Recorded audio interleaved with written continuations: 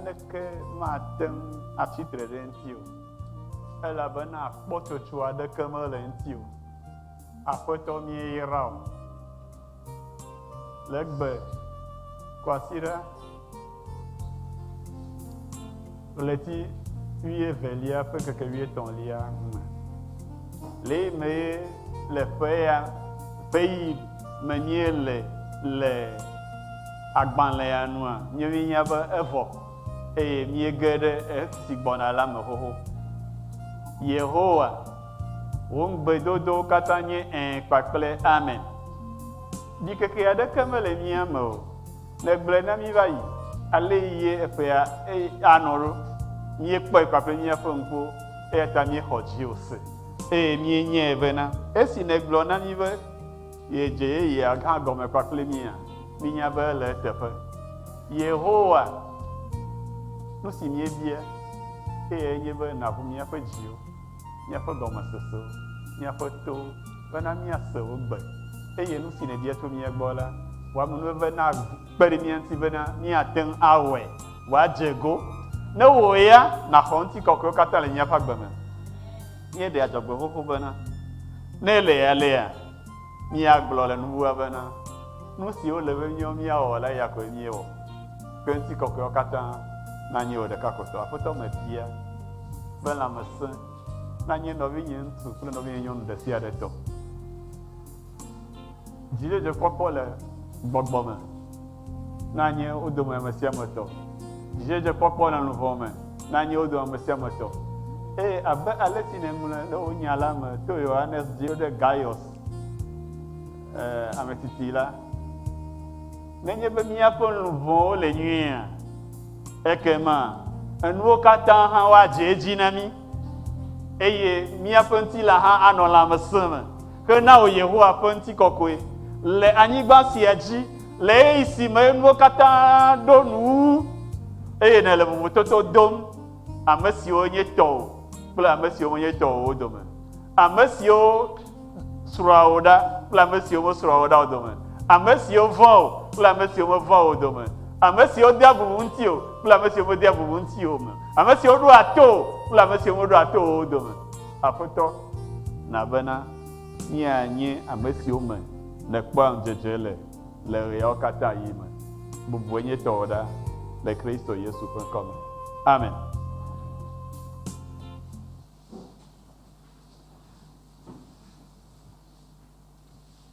Nututu ɖe agakpe la dzi. Yehowa di be mí kpakple miawo sia míanye hadɔwɔlawo kpakpli le esi me yeanɔ nutu ɖe agakpe blema agakpe la dzi.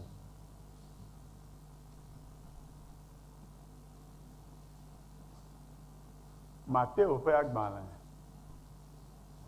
eta 7 tso kpukpoe 21 yi 29 dzi.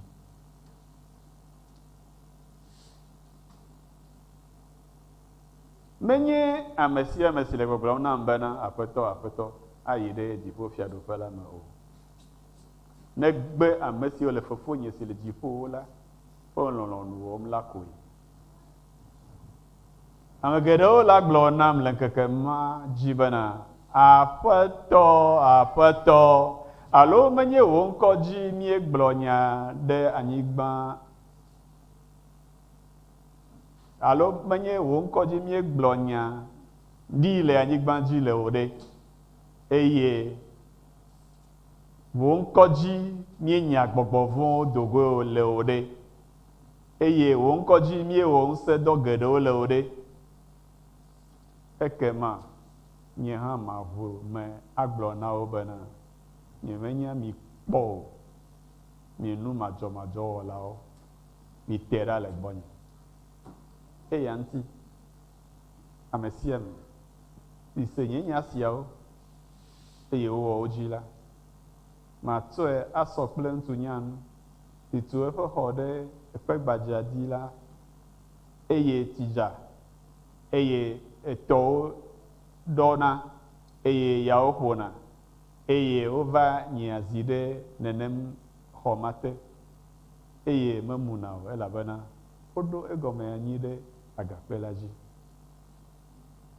Eye ame sia ame si anyenya siawo eye mewɔa wo dzi o la, matsɔe asɔ kpakple ŋutsu manyanu si tu eƒe xɔ ɖe ke dzi eye eti dzana eye tɔwo ɖɔna eye yawo ƒona eye wova nyiazi le nenem xɔ ma te eye womuna eye eƒe anyidzedze ɖi gblo eye wòva me esime Yesu wu nenem nya siawo nu vɔ la.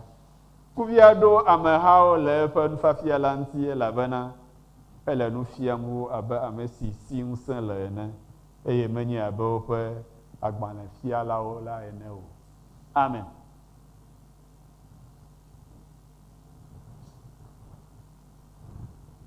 Mía Aƒetɔ le enu geɖewo fiam mí le teƒe ya eye míese nu geɖewo. Biblia yɔ kpakple nufiafia sɔŋ. Nufiafia nyuiwo, aɖaŋu nyuiwo, nyaɖeɖefia nyuiwo, nu siwo awɔ mí míazu dziedzekpɔlawo, nu siwo awɔ mí míazu xɔse vavãtɔwo, nu siwo awɔ mí míazu ŋusẽtɔwo, nu siwo awɔ mí míazu nuteƒewɔlawo le Kristo me. Babia nye be nya siwo sem míele ɖe, nu ka wɔm le mía ŋutiwo le o. Enye babia yi biame míele mía nɔewo, mía ɖokuiwo. Ye biame ɖokui nyea me le ya, nyemenya le wole le wo ya gbɔ o. Ɖe nya siwo ne le sesem wole tɔtrɔ hem va wɔ agbe me alo mía lala ne kɔsi ɖe agbe ɖo mía va se ko kaka míeɖo agbo dzi koa míeŋlɔ nya yi se hã be mía Aƒetɔ le gbɔgblɔ na mí be ele na mí be mía awɔ dɔ kple asi le asi me bena míatu nu ɖe agakpe dzi menye ɖe eke dzi o.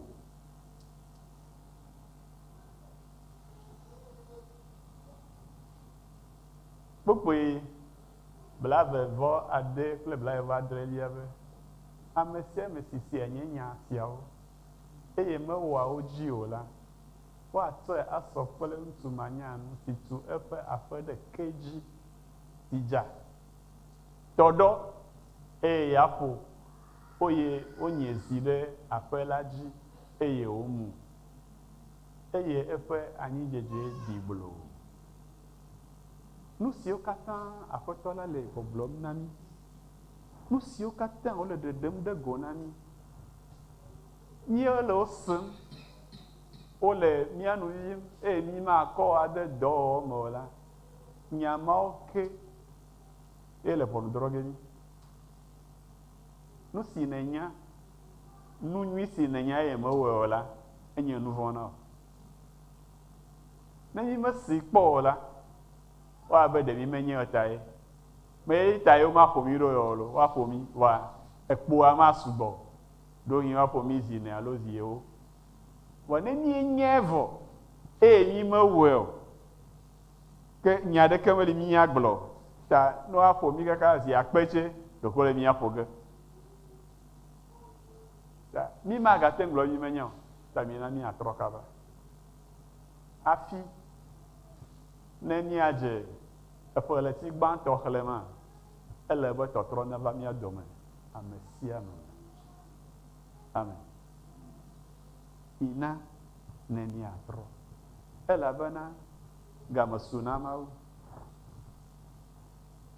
be ne wòana ne anyigbadzinɔlawo katã woanya ame si ƒomevie wònye. Ne woanyae be menye ame woatsɔ anɔ haba me o, menye ame si woanɔ vlo dome o, menye ame si woanɔ fuflum o, menye ame si woanɔ lã dome o, menye ame si woanɔ kokom o. Ebe ame yiwo katã sena nya si ye gblɔ vɔ xoxo, evɔ womekɔe de dɔwɔ me oa, megblɔ be ye wòle be woatsɔ asɔ kpakple ame manyanu, abunɛtɔ. me xɔ se wonye kpakple ya nunyalawoe mienye. Gblɔ be amen. Nu ka mienye nunyalawo ɖo? Nu siwo Aƒetɔ gblɔ na mia, míetsɔ na wo de na dɔwɔwɔ me. Ne mewɔ ne tsã o la, mí le wo tsɔ ge de dɔwɔwɔ me azɔ, elabena míedzi be míadze nunya. Mí medzi be nu si tum míele la wòava mu eye eƒe anyidzedze naɖi gbloo o. Amen.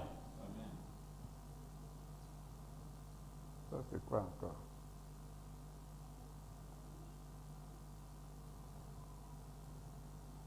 Ame geɖewo le woƒe aƒe. Le Biblia gɔmeɖelawo mete ɖem na gɔme be exɔ, menye xɔ gblɔm mie lo, aƒe. Ame geɖewo le woƒe aƒewo tum ɖe eke dzi. Eke ka ƒomevi dziwo le aƒeawo tum ɖo? Nu ka nye eke si dzi amewo le woƒe agbea tum ɖo? Nu ka ƒomevi dzi nu ka nye eke si dzi wole woƒe etsɔ si gbɔna tum ɖo? Wobe mekpɔkpɔwo katã, nu ka dzi wole tum ɖo? Kesinɔnukpɔkpɔ Kristo manɔme. Yakpɔ kesinɔnu. Enunɔamesi, ega, wòtsui. Ale yawo kaka akpɔe ko, Kristo le eme o, Kristo mele eme o, menye ya makpɔ wòtsui. Makpɔ ga, mate tso aƒe, mate ƒle ʋu. Enuwo, nu yiwo katã dzro ma, wonenɔ asinye. Wole ga be nya gblɔm, wole dzidzedze kpɔkpɔ be nya gblɔm, woabe Yesu. Yesu aɖe woɖu ne ya.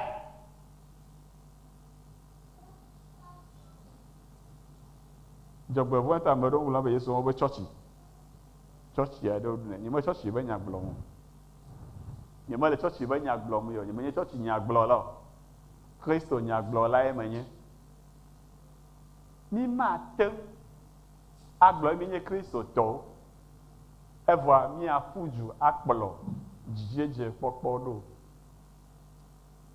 Ɖe eganyoa, eganyo, enyo ŋutɔ. Ne ɖe le mía si gba zã ke ne míetso suku ya vɔ. Alo? Anyi ne Graciela hã de suku gɔme le fi ya vɔ. Eganyo. Ne ga le mía si nenema gbegbea, mía ŋutɔ míate tso nya me ava yi ƒle anyigba ɖe afi aɖe yi dzidzi le lome gbɔ. Abe agɔti alɔfa atɔ̃ alo akpe eve aɖe si nu. Menye suku ɖeɖe koe míatso o ɖe. Míatso suku, atso kɔdzi, atso fiasewo, atso asi boŋ, asi gã. Eye míatso vila na hamevi de sia ɖe. Atso klasi hã míatso vila ame. Amen. Ano, míada ŋɔ emɔwo katã gɔta fine. Alo? Ne mi wɔ nenema ɖe, ne wobe nava sɔlime le mía gbɔ agbea. Me ɖeke va gbo. Menye ga ye wɔna nuwo katã. Amewo ga le wo si, woku. Tafala tse, eƒe ya, wunu na míawo ya vɔ ɖe. Ame yiwo ku le eƒe ya me le Togo mienya ɖe, ega me le wo si wo ta yewo ku ɖoa. Me yiwo katã kua. Míate yɔ ame ya ɖewoe. Fiakawo. Kɔdzo Edem. Ega me le si wo ta wo ku ɖoa. Yawɔvi Apoline le agbo yibɔ. Ega me le si wo ta wo ku ɖo. Meka hã míagate yɔ. Andre Johnson. Ega me le si wo ta wo ku ɖoa. Meka hã míagate yɔ. Wole zã. Ega li. Menye be agbea eti wo katã. Amea ɖewo ku eƒe blatɔ̃-vɔ-ene. Wonye dɔdzikpɔla le dɔ me eƒe blatɔ̃-vɔ-ene ko aku. Egama nɔ anyi ta ya. Amea ɖewo ƒe blane ko woku. Kɔdzo xɔ ƒe blanyi to ŋuti. Wohi míagblɔ be ya tsi dzi aɖe. Togbɔ be tɔnye mekpɔ ga yewo kpɔ be ɖeke wòatɔnye tsi hafi dzo. Ok? ta menye ega me wɔnawo katã ega nyo gake maxa ɖe gata ado le mɔ si Mawu Kristo Yesu ta na wò la me o. Nenye be míelé Kristo ƒe mɔ si wòta na mí la me ɖe asi ne míele zɔzɔm le Kristo me elabena ye gblɔ nyi be nyee nye mɔ la nyateƒe la kple agbe la. Nenye míele zɔzɔm le eme eye wòkpɔ be nu siwo míawɔ akɔ ɖe ŋkɔ na ye le anyigba dzi ehiã ega akpe miliɔn bla enyi vɔ enyi akɔe na. Egame aɖo kɔ akɔe na. Ta menye ega kpɔkpɔ eya anyi taɖodzi nɔ le agbe me. Míaƒe taɖodzi le agbe me nenye be míadze Mawu, míawɔ Mawu ƒe lɔlɔ̃nu, míawɔ nu si wòdzi tso mía gbɔ, míawɔ nu si wòɖo ɖi na mí. Ame aɖewo le woƒe agbea tum ɖe subɔsubɔ kɔnuwɔwɔ dzi. Le míawo gbɔ la, ale yi nuwo yina yi.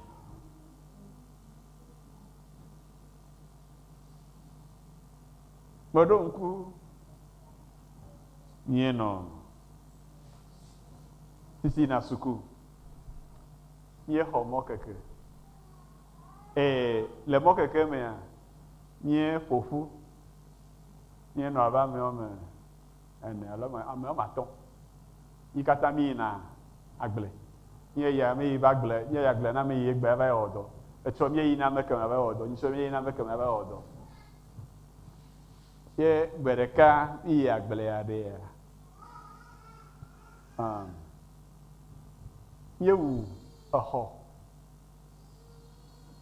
Menye exɔ yi me wonɔna o lo. Míewu xɔ. Míefɔ abɔbɔ lolo zã. Míeku makani. Míeku agbeli. Míesi ɖe. Ekpo bɔbɔbɔ. Ta míawo ŋutɔ míeɖo be míawo ŋutɔ míato fufu ezã titina. Zã gave míato míawo fufu. Ta eye míegbɔ tsɔ gblea, enu yi míanɔ wo ɖa, ɖeko mí li asi ŋuti. Míawo mí ya ɖa nu ta, ɖeko mí li asi ŋuti. Ne meɖui oa, etsɔa, ne woɖe ebe aɖua woabiɔ nya ɖe ta, mí li asi ŋuti. Efia, mí katã míeva yi nusrɔ̃ƒe, míewɔna kantata, mídzena gɔme ga 9, míekpana ga 11. Va wòzu be mínya be mídza wɔ nane ta míawoe nye kplɔlawo, mí le nuawo he ɖe megbe xexea ga 11 ƒotom hafi míekpa. Eyi gawo ƒo míakpa, mí ɖe asi mía nɔvi ɖeka eye yi aƒe va yi kpa agbelia kple makania kɔ ɖo dzi. Hafi míame kɔtɔewo míegbɔ va. Enua to be míedze kɔa, mía dometɔ ɖeka ƒe va kɔ, o, ya mete nua ɖu go, nu ka ta mate ŋui o. Na ke yi ati yi le dzoa mea, ne kɔ ati ma kɔ ɖa nua, ya meɖu na o.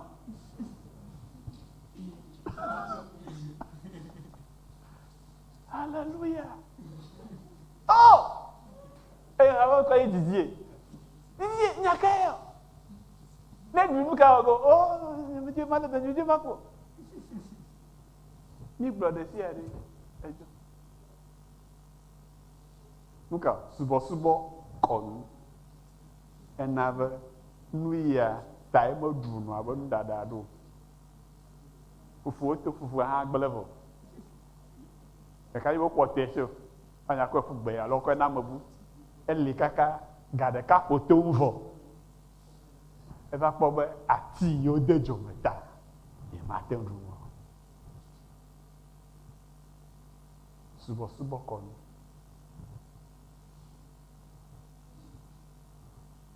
Ame ɖewo va na afi ya, va na mía dome. Va se nenye be nya nyo ŋutɔ. Gake nyɔnuwo le ta blam ta ye mate nɔ mía dome. Amen. Amarobo mi mo wana le kota. Ce matin non mi ado. Amen. Betata de kemelio, na de kemelio an ten opopom aten a pofu ado mo be vide yo pe bedodorantio. Oh.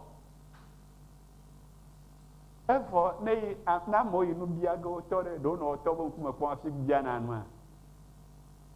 Manya bele vodome a. E vi ya no matiti bon kuma kwa fi no fo obla mo wana no ko. Mo buna no. Efia ne be afen vai bia no to ijiwa we no man le ba kuma kpo ma fi le glo ne ode. Nu kata e mawu ya de do ato apetata dadi. Ano petata kpo ma be mawu ma fi afun ne. Subo kon. Evo mawu anto glole ve nyame be migawo nandeke si le difo si la nyigbandi si la nyigbate fo nono me tata de ko ebe kpo nue la bona re mai esi me de do kunye fi ola me kpo nono me adeke le fi mo migatu nya fe agbe nono de subo konu wo ji o ameado tu a ope agbenono de vide tokeji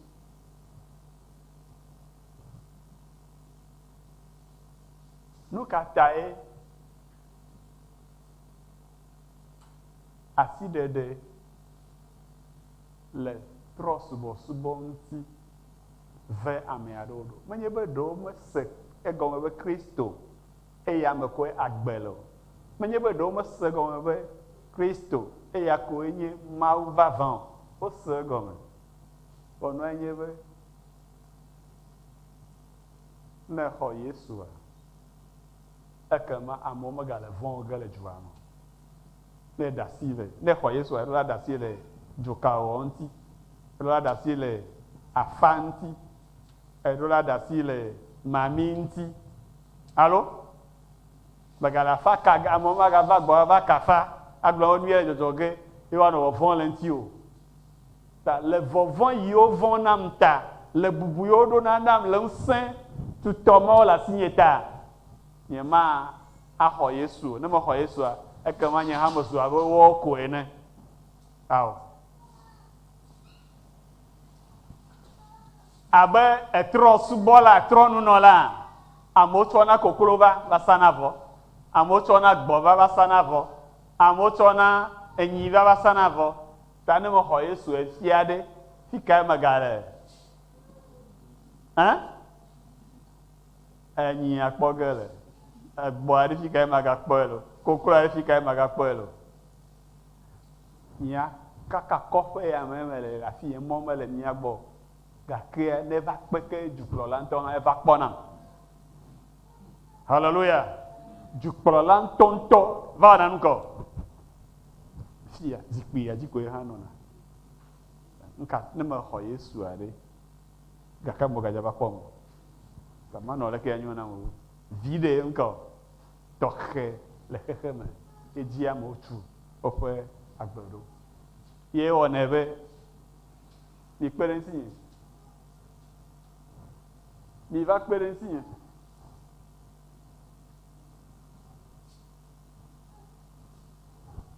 wo wi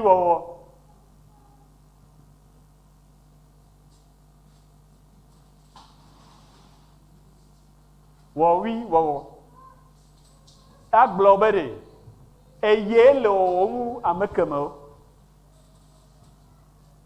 eye wonebe atodoku ano soson pakpele amabubuo Kristo to ma atodoku asokpele ameadeko menye adikadoma mielo adikadodo le Kristo ma o nui ma obia to gbo obe na oa eya na o eya ba konta na ge na le enya o ntete si o demo enya eya ta o to enu ya leke na obana eta o kabua na odo eyo ke na o pe enya be nselasio na tenwe eta o ke na odo yo ka vitukere na no viore magava no no vio pombere leke ya le to o kaka na gbe fi na ko ya nele so alagobo na nyebe ameya ekom etrium ho Yesu jengona etium ema ko elo ma nya mo ya ho esue nya mo to ba akpa mo ovo esu nya ha ma ten bode me azo AMEHI ko do anawa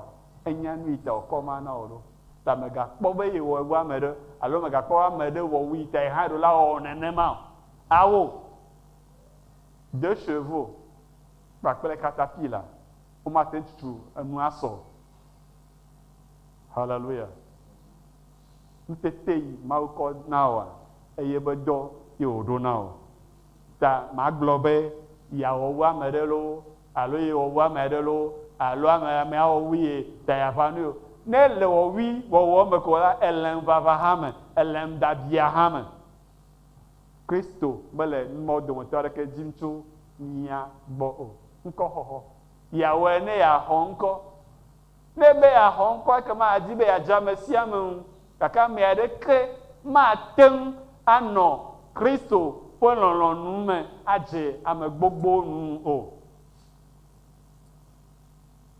hallelujah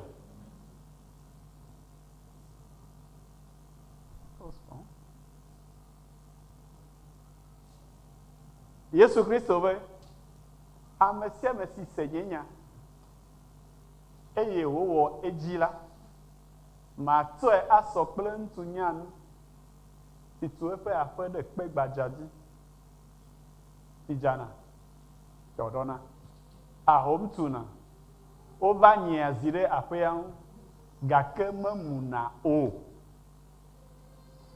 yakpowe eyi mianovi nglo de fia ntụ manya anu ate ọba ya eti aja zireka eya afọ zireka ahụ ntụ zireka enye zire afọ ya ji zireka kwa afọ ya mu gblo gake amenya anu ade afọ ya atụa menye eti aja zireka eti ya wana nuko ejana eya wana nuko pona ahụ mu ade etuna osi okata onye azire afeaji gake ona nuka mamuna nukata elabana edo egome anyide agapelaji hallelujah ona nami ave eimiele lometa ekpemela nyibamo alakpae ne kui kakaka itokwa ejaba ekede pe gandeji ta ne be atuape na pe ne no anyi ne glogodo efe akpena ne ya ekema lewe na kudo kaka wa ito kaka ba ekede ekpe gan maji ne nieyi peve afiye Ministère sur le Roc do tek doa ne eku anyigba ne eku iglo kaka meta efe kpala fan kwa ekele kpe gan gbadza ŋuti gateƒe ɖeke meli kpemelo ɔnua nye be na mo yi xɔtugea mene ne ekuna edo wòdena meta eve hafi gblɔna be yadze yiƒe xɔa tutu ye wɔna be aƒewo va ŋuna eva nye kpakple wo ya katapila gãwo mele mía si o ta afi nate ŋu atu exɔ ɖe agakpea dzia ele be na hlɔ̃ sugbɔ ele be na zã game sugbɔ ame yi be yeawɔ kaba mete ŋu wɔa nu wòdze anyi o mete ŋu wɔa nu wònyo na akpa o gbalavi ŋutsu aɖe ye ƒona tumpaɖi na gbalavitɔwo tsã ebe ahe be ŋkɔe nye du kabakaba du se du bleubleu du ɖaa du kabakaba du se du bleubleu du ɖaa ta ne etsi dzi be fifi la ya kpɔe fifi la ya wɔe menyonyo ge gbɔdziɖi biagbe mawu eya ne fia wò afɔɖoƒe womesena be hawo yina ko woyina o ɣeyiɣi si mawu ɖo na wo be nage ɖe me la yae nage ɖe me Ndeka va do Jésus le Togo nyebe amesia le nyebe yevi ne isuku kaba. Aka de bien xoxoton ko do suku. Le que de bien xoxoton isuku. Pa de o na fi na suku. O ba ne ma lo me. Menya mesia me ya tem a xoxoton isuku. Na me a xoxo ya de isuku no po bo be e xogbanto a enya nu o ko e xovelia zireka. Na tu le xovelia o be nya pa ko ma i xoton i xone zireka. Ko fe yo ba ye kake ao wa be yo ne yi kaba kaba. Ok, devia do no do dum kaka. O ko yi amanta o suku dodo. O khafe za ta we jila be devia mo do la nu ko. Mo do la go. Kama nu si ala o nu ko. E kama ne yin go. O tu jiro da. E fe ga gbona. Mo do la go. Pei kwa Morulago. No vai do po bagana. Yo sube jiru do po ere. Yo mete sukuba mete vai play. Do ni o jako do po ba ko fie yo le konuko. Wa jegege. E do privé on ne kaka ba te hona back. Do ba do université quoi. Bon. On nous va dire, zemi gbolo va dire, moi nyebe, ma ou pas gamin, et n'y nuito. Ne vieux il CP1, il m'a nous y a le CP1, il bene trop, CP1, no trop ouais quoi, a dutuna, gomodo pe, ne dutuna gomodo pe ya quoi, ngoyi ya anobo boyazo, ne ma ou ça le on pas pleni, ne me se gomodo anyi nuo gomo.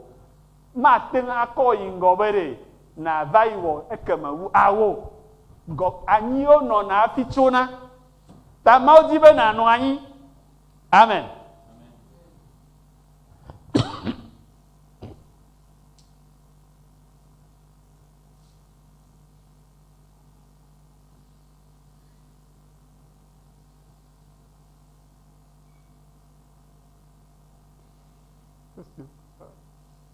D'accord.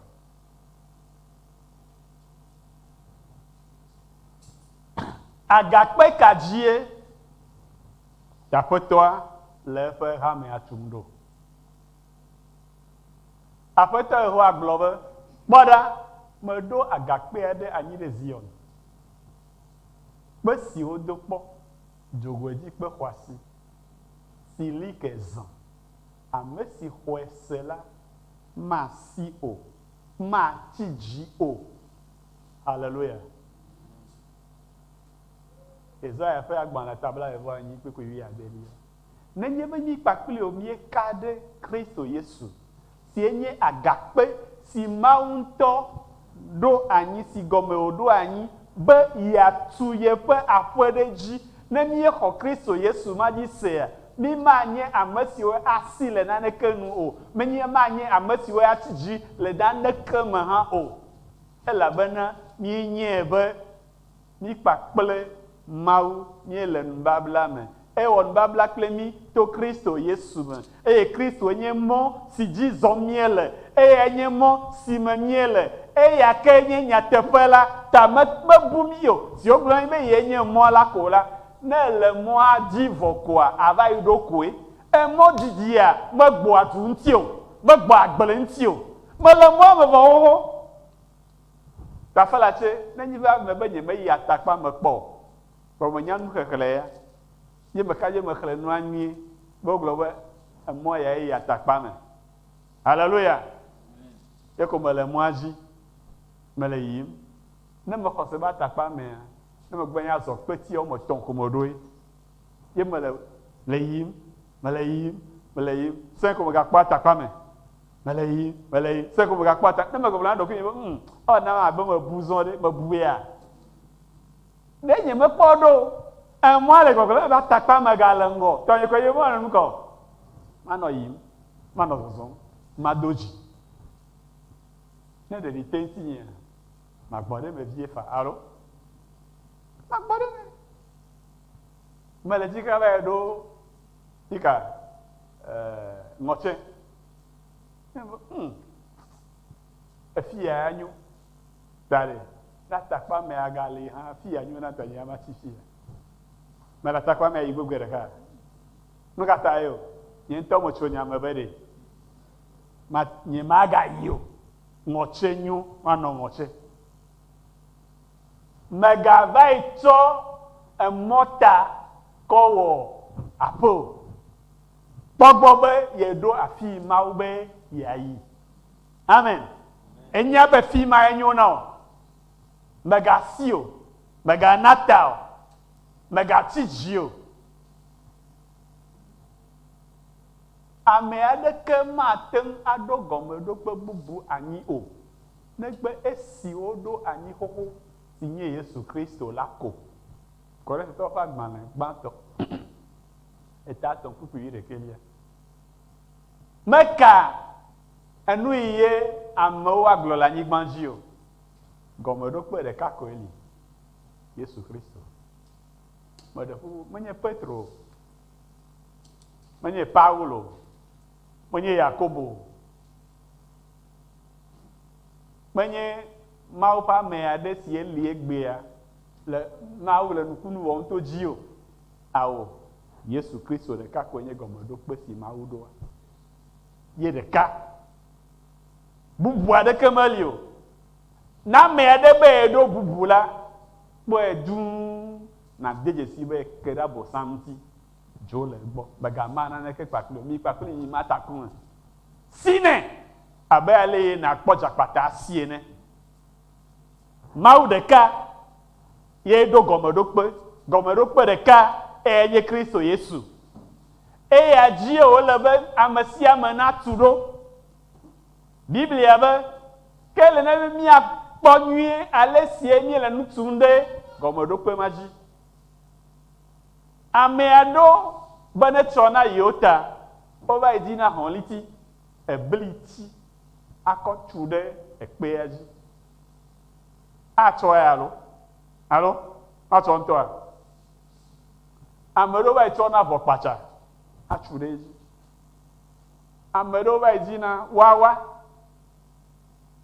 achureji beregbe no bo wawa logo yo ko na wawa na nya de jina wegbe ya logo ezu ati fifi ati yo meje na chan beregbe lo jem 40 ho le jem egba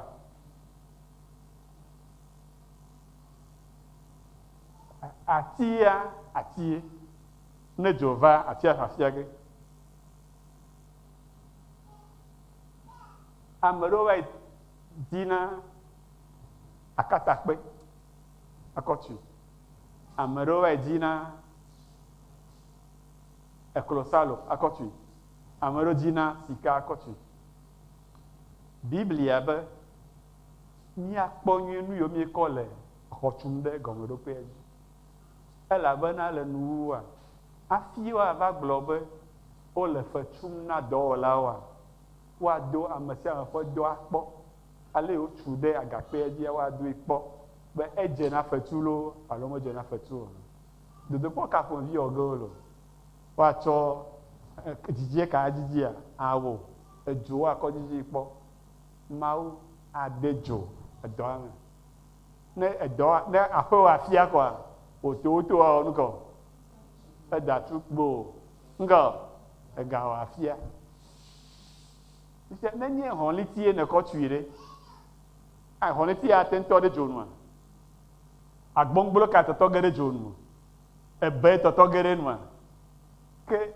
bora benu ka enye gaibo klosalo alo sika alo pekwasia mma odidi amono na bobo edo ta maole goglo na mi bana menye be mi atiji de na de wo wonti o eyi eglo be mi awa na ma oglo we vai to no ala fime enya nu yele de fama ta be na vai to edo eyi ado hinye sikalo alo enye klosalo eyi amel fa fiagele joamo mega globe am inovia de wele onye ta ya wene ne mo menye novi o yo ma we yo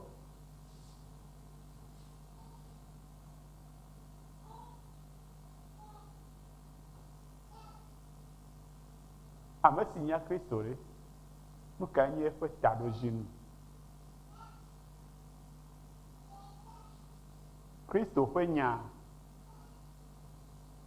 nu si tae wole gblɔ na mí ɖoa menye be woana mí nyanya ko menye be ɖe míase be le ale ko evɔ o.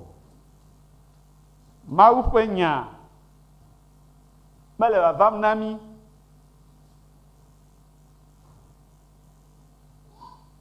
ɖe yame ko ke boŋ bena woagbugbɔ mí atu. Korintetɔwo ƒe agbalẽ 2:5-7 gblɔ mí bena ne ame aɖe le Kristo me la eya mazu nuwɔwɔ yeye. Ta menye be Mawu ɖe le nana be míanya ale yi míeɖo la nɔ ko evɔ o. Enya la wɔna mí ale yi míeɖo la nɔ le Mawu ƒe ɖoɖo nu.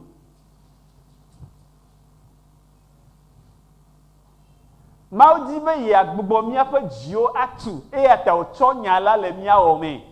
Egblɔ na mí le Ezekiel ƒe agbalẽ 3:9-20 me bena maɖe kpe dzi ɖa le mia me eye matsɔ lãku si dzi aɖo eteƒe. Mía dome ame aɖewo ɖe mí le nya sem, mí nya geɖe hã le ŋuti gake míaƒe dzi mele mɔ na mí o elabena míaƒe dzia esesẽ wu ekpetu gɔ hã. Mawu le ŋugbe dom na mí be yeaɖe kpe dzi ma ɖa eye yeatsɔ elãku si dzi aɖo eteƒe. Leke wòle wɔ ege o, enya bubuwo ko gazã ge wòle elabena Yehowa ƒe nya ele abe zu si gba kpe. Ta ne enya ɖewo va dze wo dzia dzi koa ekaka ge le fi ma adzo eye Mawu atsɔ dzi bubu aɖo eteƒe na wo. Metsɔna ɖeke le me na naneke o, naneke mebana o. Medi ye magblɔ na be game su azɔ bena Mawu ƒe nya woaba o. Aɖɔli wo dzi na wo. Ame aɖewoa woxɔ Yesu pɛpɛpɛ. Wale yiwo wo susu nɔ eƒe 49 nenea ko susua gale gba. Evɔa le Romatɔwo ƒe agbalẽ 12:20 me. Biblia na mí nya be nu si Mawu dzidzi tso mía gbɔ nye nu kɔ míaƒe susu ƒe yeye wɔwɔ. Xɔ Yesu fine gake tɔgbi zikpui be nya ebe ya aƒeme be nyae nenema yewo wɔnɛ yewo ɖo la lé be nɛ. Exɔ Yesu gake ebe soɖabia nu nyuie elabena soɖabi ye tɔ ɖa ye wòkɔ kpɔ yewo dzi ta ye hã yeɖo la wɔ nu kɔ ne ye meɖe oa yeadzrae teti. Egbea amewo le soɖabi nom wu tsã ta egbea vi ɖe anɔ me tsɔ wo. Amewo be ku ya nye vi ɖe na wo ya. Soɖabi medzra ame ɖeke ɖo kpɔ o ɖe. Fifia ele kum na amewo le nonom le gaxɔm le kotoku me dem. Ega yi si nu le alɔme tom na woa atsu 2 février me wo vɔ ɖe. Nukata me tsu 2 février me wo aha ɖo. Da Mawu si kpɔ be ewo dzi amewo le totom le wo ɖokuiwo wuma eyae ŋɔ wo kotokua eyae ŋɔ wo butua ye ne de game kɔa egadzo yi afi bu. Dasi le ŋuti. Menye susu xoxo wo ma afi ne va Yesu gbɔ ye me nagalé ɖe asi o. Nenye be nuwɔwɔ ye ne trɔ zua ele be wo susu hã nawɔ yeye. Bena nate anya nu si nye Mawu ƒe lɔlɔ̃nu nyuitɔ esi nyo esi dza esie awɔ be naɖo afi si wòdi be naɖo. Mawu le eƒe nya tsɔm na mí le susu ya ta bena yeagbugbɔ míawo ŋutɔ atu. Egblɔ na Petro kpakple Yohanes kpakple Andrea kpakple Yakobo be midze nye me ekema mawɔ mi miazu amewo ɖelawo. Tɔmelãwo ɖela yewo nye ebe yeawɔ wo tɔ yeawɔ zɔ atrɔ zu nu kɔ amewo ɖelawo. Vovototo gã aɖe le tɔmelãwo ɖela kpakple amewo ɖe la dome. Yehowa di be yeawɔ. Edi be yeawɔ yeye. Edi be yeagbuwɔ wòagbe atu. Wòagbe yatsɔ ɖe. Ne ɖevi ƒã, ame kui ɖeka ve yewo ɖevi na. Edi be yeawɔ wòagbe azɔ wòaɖevi na edukɔ geɖewo. Wòaɖevi na amegbetɔ ƒome bliboa katã le anyigba dzi. Ƒã esrɔ̃ kple viwo ko agbe wòaɖevi na. Tafa la tse. Ɖewo yi ete nye be meɖevi na eviwo hã. Eviwo nɔ agbe dom ɖa be ne papa ɖe wòate awɔ nuteƒea anyo hafi lo. Ne papa va yi wɔ dɔ ne xɔ fetua, ne xɔ fetua, mi megale kpɔ ge o. Ne nui vɔ hafi wòava aƒe me. Hallelujah. Hallelujah. Hallelujah. Tisne. Norinya dɔhe ele vire le kpɔ le me ya. Hallelujah. Enu do na vira le. Oh, na nuko. Eɖuɖo asi. Eƒeyawo gblɔ nene. Menye eƒeyawo ya o lo. Hallelujah. Nina be ɖe Mawu ne trɔ nɔnɔme na mi, ne trɔ agbe na mi, be na ame geɖewo ne kpɔ viɖe le mía me. Asixɔxɔwo ɖe, menye ame nene yie va kpɔna o. Ame nene yie nana wò nu, ye na wò asixɔxɔ. Ame nene yi ŋuti wòa ne wɔna dɔ le. Ame nene yie kpɔna viɖe tso mewòa, ye nye wò asixɔxɔ. Ta Mawu di be yeade asixɔxɔ ŋuti o. Eya ta wò be magaɖe akpa o, aɖe amewo. Maganye kɔmefia o, yawo nazu Afrika dukɔ ƒoƒuwo ƒe efia. Wa ema kple ŋufe, ta ele be nanɔ klalo axe fea. Amen. Aƒe si miatu, aƒe kae?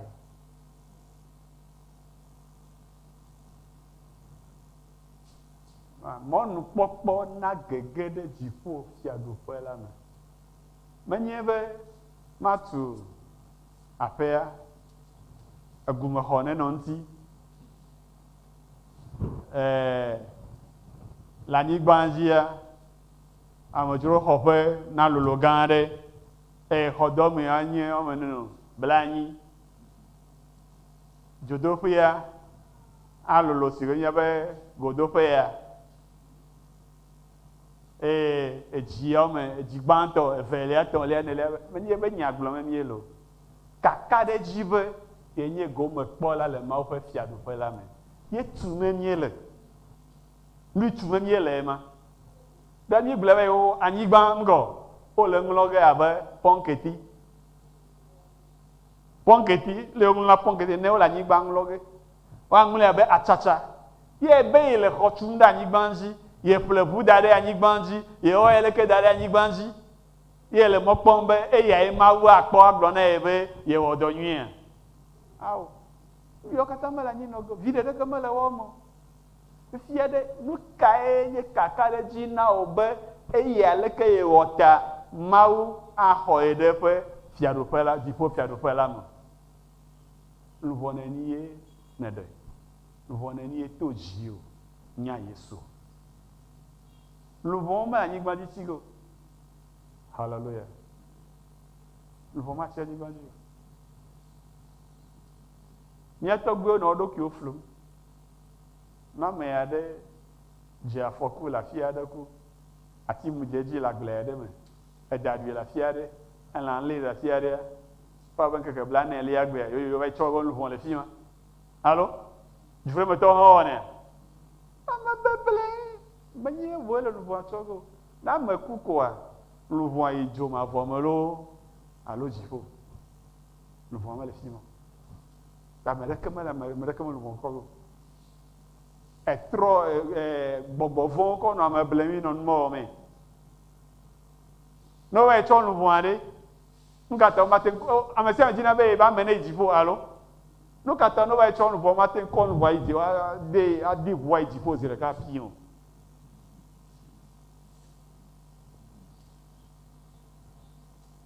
Kakade go me kpɔkpɔ le Yehowa ƒe vivi sese me yi ɖe mavɔ me. Eye enya ƒe si tume mie le. Mia ka ɖe dzi be ɖe, mia le go me kpɔ ge le Yehowa ƒe vivi sese me la. Menye be ɖe, deti ya vivi be nya yo. Deti vivi ɖe de ɖi vɔ eva yana. Nyimenya ne nyawo hã mianɔ kple miasrɔ̃ te dana deti vivi o. Miatɔ nye ya spécialiste. Deti vivi dane. Gblɔ ame wɔse ma ye be ne va ɖua.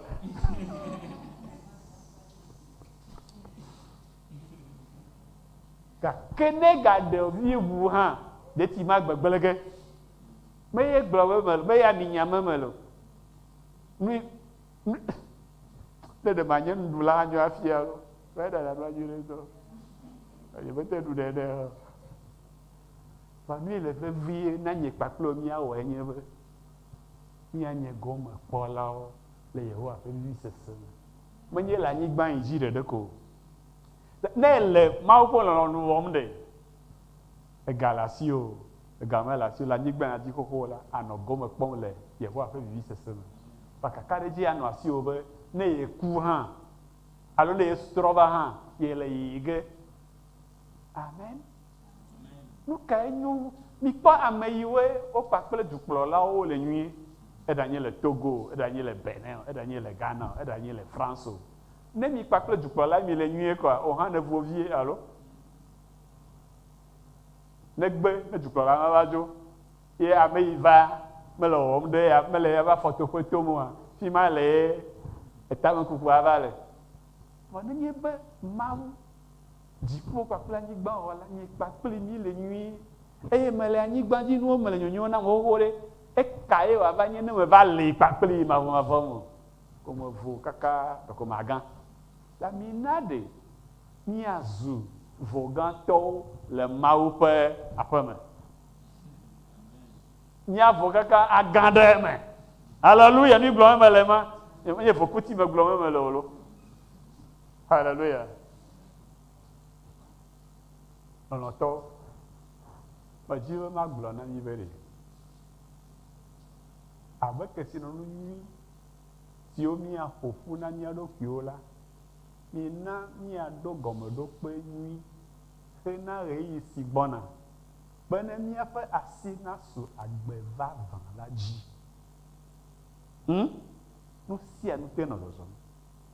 Nu sia nu te nɔ dzɔdzɔm. Mikpɔ esia gbɔ nyuie bena nu si hiã míawɔ be míaƒe asi nasu agbemavɔ dzi la, míawɔ eya. Amen. Agbemavɔ. Eye wome ye míati. Agbemavɔ. Eye míaminya. Ele anyi be míaʋli. Agblɔ na be yexɔ Yesu ko evɔ. Awo. Ebe ele na nyi bena míawɔ dɔ vevie hena míaƒe xɔxɔkpɔkpɔ. Ta anyigba ya dzi míele, enuwo le mía tutum.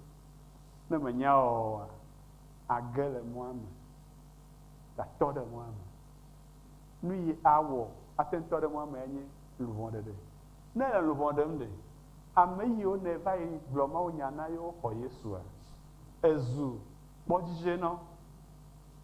Wo gbɔ va ge ava bia babia geɖewo. Ta awɔe be ɣea katã yi la, adi be yeanɔ nu kɔ, yeanɔ mɔa me nyuie be ne wova la, yeƒe agbenɔnɔ ma zu nuɖaɖia na wo. Ne mele luvɔ ɖem oa, ekema ame ɖeke megbɔna naneke bia wo ge o ta, enya be ye ŋutɔ ɖeka koe. Kaka nava nya, eva tsi megbe krɔ ɖe abo mewɔ naneke o. Mewɔ naneke o ye wu bokɔnɔ vevi. Mewɔ naneke o ye kplɔ ge yi ɖe dzomavɔ me. Ta mina ne miadi agbemavɔ yewo me mɔ. Esia nye míaƒe aƒetutu ɖe agakpe la dzi le ɖekawɔwɔ me kpakple Kristo. Elabena afi nate ayɔ ɖokui gbe be kristotɔ la, ɖe wòtsɔ eɖokui sa vɔ ɖe tawò tae. Ta eye nye gɔmeɖokpe, ewɔ dɔ akpa gãtɔ avɔ xoxo. Mía nɔvi Paul ate agblɔe na mi be nenye be wole xɔ gã aɖe tu ge, gbegbewo ŋu gɔmeɖokpea nu la, ma gbe yo kpɔna kaka ɖe dzi be wole aƒea tu ge alo ɖevi me miɔ mienɔ ye le tɔgbenyewo dzume yewo tso nyame be yewo le fada di yewo di be fada ne nɔ yewo hã yewo dzume ta yewo ŋutɔ yewo atu fada nɔƒe amen woɖoe na mi va yi fɔ kpe ya le bɔ mi va yi fɔ kpe gli wole toa dzi mi va kɔ da ɖi gɔmeɖokpea ekɔ ale ekɔ wu nye ya gbegbe woɖoe vɔa yewo da prim blavevɔ ɖeke gɔmeɖokpea woɖo nye ame nɔ gɔmedze suku wana be xɔ atɔ̃lia tafa la tse nye ame xɔ bak dzo le dzoea me hafi wote va tu exɔa gake gɔmeɖokpe ma dzi ko wotui ɖo gɔmeɖokpea nɔe ta ne egbe nya gɔmeɖokpea ko la kaka ɖe dzi li be ate ŋu ava tu xɔ aɖe dzi mawu ɖo gɔmeɖokpea anyi na mi vɔ takpɔtɔea ele mia gbɔ ne mi gbe xlɔ̃ vi ɖe koa míatui lo mawu ne yra mi katã fofo nye kpakple sia nye me da akpe nɔ ɖe wo dɔme nyo kpakple amenuve gbogbo si ne tsɔ ke mi la ta edzi be yeatu enu xɔasiwo na mi me yra o bena míanye hadɔwɔlawo kpakple me yra o bena tsɔ yɔyɔ tɔxɛ ayɔ miawo hã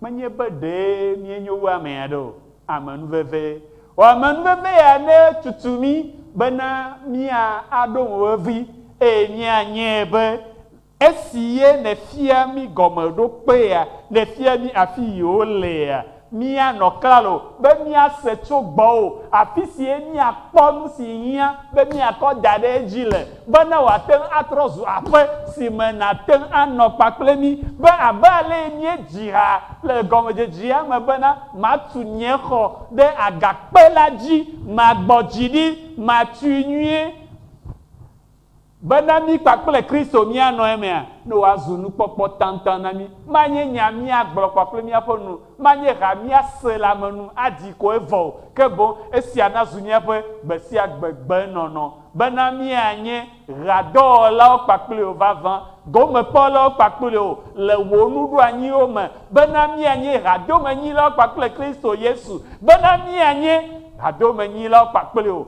le wo fiaɖoƒe la me bena mianɔ anyi kpakple o aɖu fia kpakple o eye abe ale ne gblɔa ne gamea sua mienye ame siwo adrɔ vɔ amewo kpakple mawudɔlawo kekeake hã akpenɔ bena wɔ mi miede le ŋkuwò me